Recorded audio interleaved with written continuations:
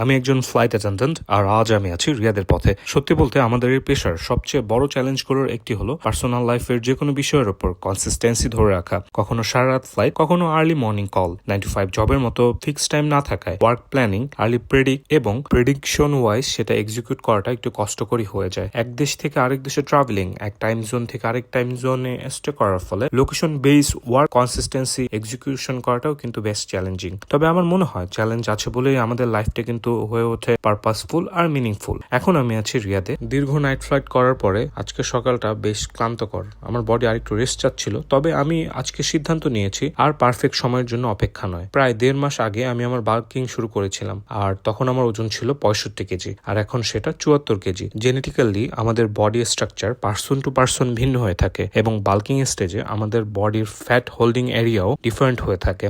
লাইফে first time bulking করার সময় আমি ডিসকভার করলাম আমার ক্ষেত্রে আমার বডির ফ্যাট হোল্ডিং এরিয়াটা হচ্ছে আমার কোর এরিয়া। বাল্কিং পর্ব শেষ, আজ থেকে শুরু আমার আসল পরীক্ষা, যেটার নাম কাটিং ফেজ। এখন থেকে আমার লক্ষ্য হবে ক্যালোরি নিয়ন্ত্রণে রাখা, ডায়েট প্ল্যানে পর্যাপ্ত পরিমাণ প্রোটিন রাখা এবং নিয়মিত ওয়ার্কআউট করা। আর ফ্লাইটের সময়সূচি যতই ব্যস্ত হোক না কেন, নিজের ডায়েট আর ওয়ার্কআউট রিলেটেড ডিসিপ্লিন ধরে রাখা। এটাই আমার ফ্যাট টু ফিট জার্নির প্রথম দিন।